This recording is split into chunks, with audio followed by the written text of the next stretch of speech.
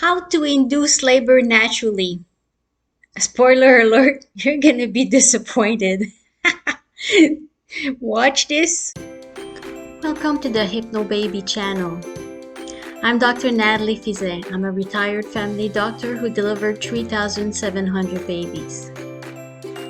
This is your channel, so don't forget to comment, like, share, subscribe, and be amazed. Of course, there's a big medical disclaimer. This channel is for entertainment only. You use it at your own risk. I am a doctor, but I'm not your doctor. Hi, I'm Natalie Fizet. You have to know that term is between, we think of term as being 40 weeks, but it's actually only 4% of women deliver exactly on their due date. Only 4%. Okay. 90% within 1 week before or after, 39 to 41. And 95% within 2 weeks before, 38 to 2 weeks after, 42. Nowadays, they don't let women go to 42. It's kind of rare because they don't want to be sued or anything. But if you waited, eventually, nobody is pregnant forever. So you would have your baby by 42 weeks. You have to know also that if you have long cycles, you might feel like you're more further along than you really are. If you had a cycle of 31, 33, 34 days, you ovulated 14 days before your period. So you ovulated, let's say you had 34 days period, you ovulated on day 20. So that's a big difference of 6 days right there that you're not really late. Okay. So that's one thing. And I've seen people searching how to induce labor at 37 weeks. That's a premature baby. And if you're off by a week, it's 36, and then the baby can have respiratory distress. So, anyways, if you tried and to induce labor, it would not work unless it was due. Okay. So that's the first thing. You have to be patient, and you have to know that nobody is pregnant forever. So eventually, everybody would go in labor. Sometimes it's if you have an induction date, like at the hospital, and you want to go on your own naturally, that's understandable. So you can do the little tricks we're gonna discuss here, knowing that they're not that powerful like we see in discussion groups and say, do this and it will work. And you also have to know that if a woman is 40 weeks and 2 days pregnant and she does a trick and then she goes in labor 24, 48 hours after, she might have been due because she was at her due date. So is there a link? Is it just a coincidence? We don't know. First trick to induce labor, nipple stimulation. That's a proven one. That's one that is proven to ripen the cervix. There's three ways you can do it. First one is you can do it yourself. You roll the nipple between your fingers. You have to do it long. It's like 15 minutes every hour for many hours. Be careful not to irritate your nipple, because if you want to breastfeed and you're already starting with sore nipple, that's really not good. The other way is your spouse could do it. It's the same mechanism, or you could put yourself on the breast pump. Again, it takes it's not going to be like it's not an on off button that you press and it starts labor. You have to really roll the nipple between your fingers. You might see colostrum coming out, baby milk. Okay, it would be clear and very or whitish, but don't worry, you're not wasting colostrum, because until the baby's born, you're producing colostrum. And actually, once the baby is born, if you stimulated your nipple, you're already like primed, so it's going to be easier to breastfeed. So that's not a problem. You're not wasting baby's milk. By the way, most of the tricks to induce labor have not been studied much because there's a problem. It's not ethical because there's a baby involved. So that's why it's so limited. There's some studies like we're gonna continue here. So trick number 2 is to have intercourse, to have sex with your partner, and ideally male partner, because what we want is in the sperm there's a substance called prostaglandin, which is it can ripen your cervix, make it softer, make it more openable. It also, if you have an orgasm, it's uterine contractions, so we're hoping that it would trigger more contractions. But again, you have to be like, your body has to be ready. That's the main thing. All those tricks, it's like you're just like pushing something that was like on the edge of happening anyway. You have to know that. In the hospital, if you're induced, we do use prostaglandins, and we put it in the cervix. But when I was using for inducing, putting some prostaglandin in my patient's cervix, I would tell them that's like having intercourse, but with the whole football team. So it's way more concentrated. So that's why it's more potent, and women have more contractions and have their cervix ripen faster than the usual intercourse. A lot of people say you should get active, walk around, sit on the physio ball, the baby ball. They renamed it, and now they're selling it like, oh, okay, the pregnancy ball. It's the same. It's a physio ball. Seriously, like creating markets and products. But get active, get moving. Honestly, I've had patients that walked around so much. If you're having already contractions, yes, it can help you go in labor. But then again, it's always like you were on the edge, so you're just like pushing towards the edge. I've had patients walking so much they had holes in their shoes almost, and they kept going. Funny story, when I was pregnant, I went over my due date. I was 40 weeks and 4 days. I do that because I like to keep my babies in. So anyways, I delivered the baby, so I was late for the meeting with all the other doctors, like the staff meeting at the hospital. So when I got into the room, they were taking the Christmas pictures of all the doctors. So they were all facing me and posing, like 100 doctors looking at me. So I see they're taking the pictures. So I kind of rush, and I have 100 doctors looking at me screaming, "No, don't run!" And I'm like, "Yeah, I'm past my dates. I want to induce labor naturally." Of course, I did not induce labor by just doing a little jogging, but like this. But it's funny to have 100 doctors screaming at you, "Don't run!" Still a picture in my mind. Okay, here's a winner one. If you eat dates, be careful. If you have diabetes, discuss it with your doctor and your midwife if you can eat dates. But some studies say it would not influence your glycemic index, but definitely discuss it with your doctor or midwife. So eating dates in studies showed that there was a significant reduction of the first stage of labor from 15 hours to 8.5 hours. That's impressive. I would take that. And it also helped ripen the cervix. So if you needed to be induced, you would have less problems. It did not change the rate of C-sections, though.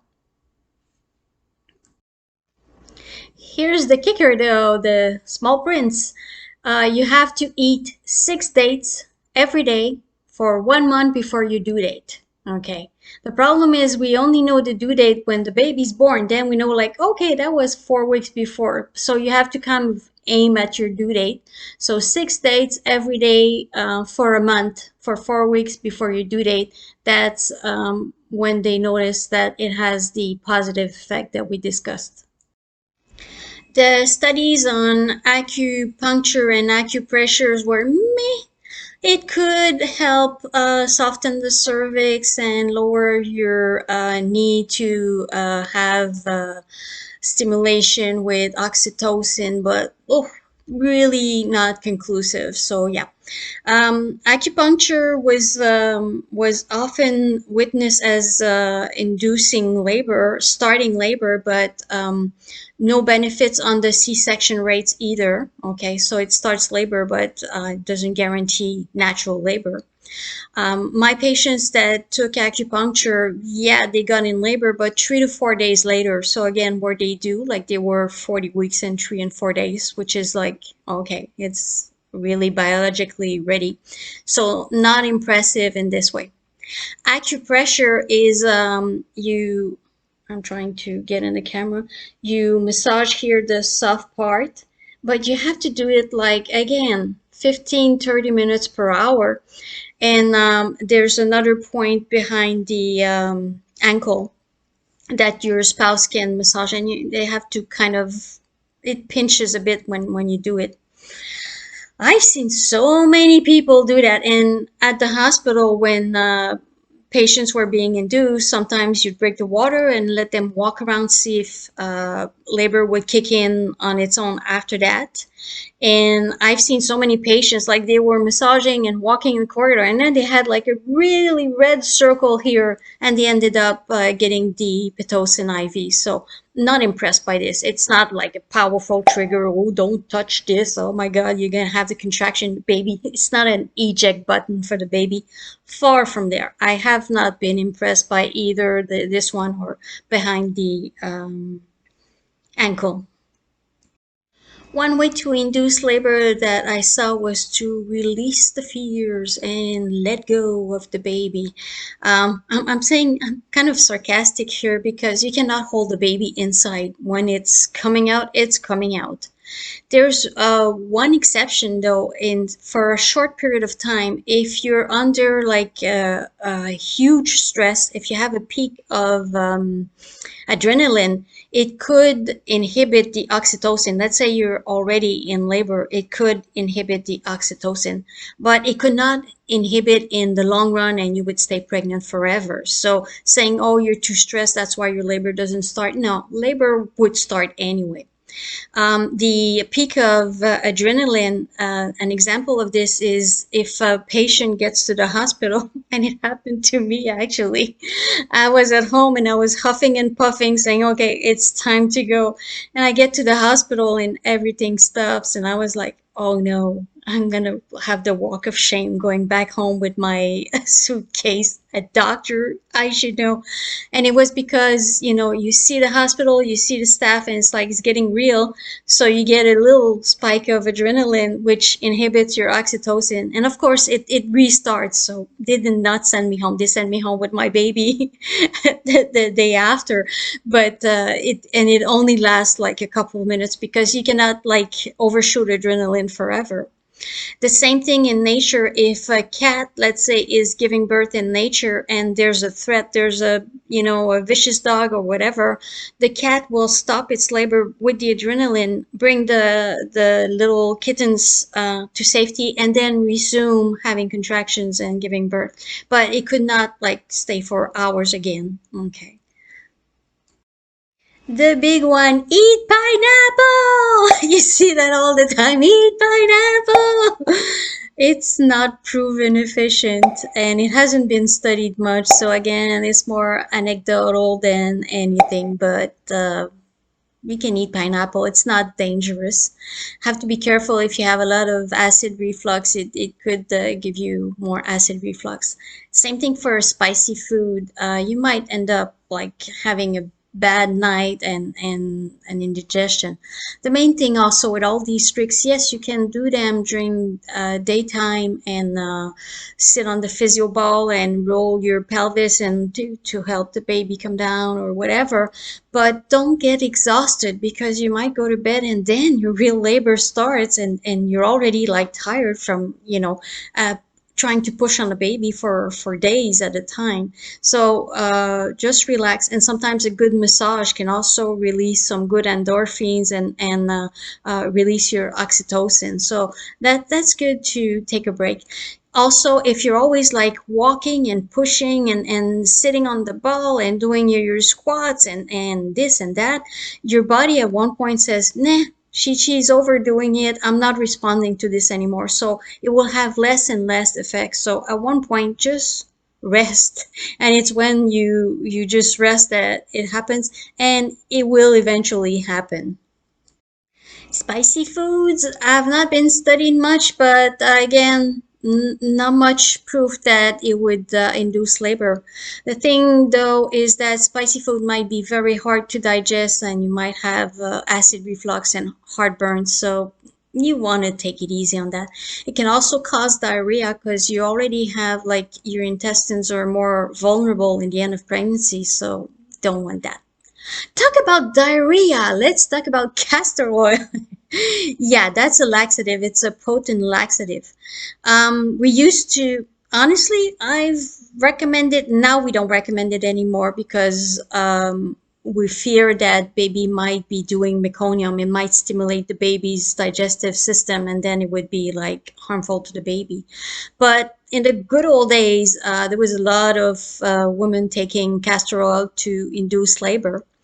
The thing is, like I was saying, it's a laxative. I've had patients that vomited castor oil, which I'm sure she still gags just seeing the bottle. So it's kind of a really gross.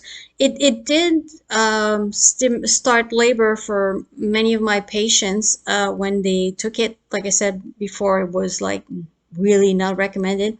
But then sometimes they had like liquid diarrhea while pushing, and we've had to clean some walls. Honestly, it was not a pleasant birth for her or me or anybody present. Okay, and it has a foul odor as well. So uh, don't go there. Like if you wait 2 or 3 days, you're gonna have the natural birth and you won't have the complication, not the complications, but the side effects of taking castor oil.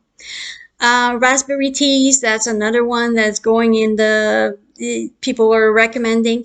Again, has not been studied. Most time that we hear, oh yeah, I took raspberry tea, and I've had a patient that took raspberry tea and she got in labor 48 hours after, and she was 40 weeks and 4 days again. So most probably she was due, and she took 14 raspberry teas. Can you imagine during a day? That's a lot of raspberry teas. So again, not very potent, not proven, and not studied much. The midwife brew is again, people say take that, but it's castor oil. We just discussed castor oil, almond butter, apricot juice, and the verdana tea. It's mixed together. I think it's the effect of castor oil, which we discussed. So again, same recommendations, same cautions, I would say. The black cohosh is, I don't know if I'm pronouncing it well, cohosh is not recommended because it had some effects on pregnant women of thinning their blood, and it might have had some bad effects on the baby. So it's a natural product, and you have to be careful because most natural products are not controlled by the FDA. So there's very few studies. So it's not because it's natural that it's safe. It's two different things because most drugs are derived from plants and they're not safe, and they can cause heart attacks and all that stuff. So yeah, don't say, well, it's natural so I can take, and don't do excesses either, because the more you take something, if it has not been studied, you're kind of putting yourself like at risk maybe. I know you're disappointed because I just knocked down pretty much all the things you hear on the internet and on the Facebook group saying do this, do that, is going to induce labor, and it induced my labor, but that person was due. Put in the comments if you took something and how fast it worked, if you had side effects, and if you recommend it. I'm open-minded. I want to hear everything. If I forgot something that's going around, put it in the comments below also and share with other people. One thing I want to recommend is if you follow the Hypno-Baby course, you're going to be way more patient because you're going to know, you're going to trust that your body knows when to give birth, and you're not going to be stressed out and searching like, okay, I want this baby out and everything. So you're going to be at peace that you're trusting the process, and your body is going to do its job when it's beautifully when it's ready. So I'm going to put the link in the description for the Hypno-Baby program. See you in the next video.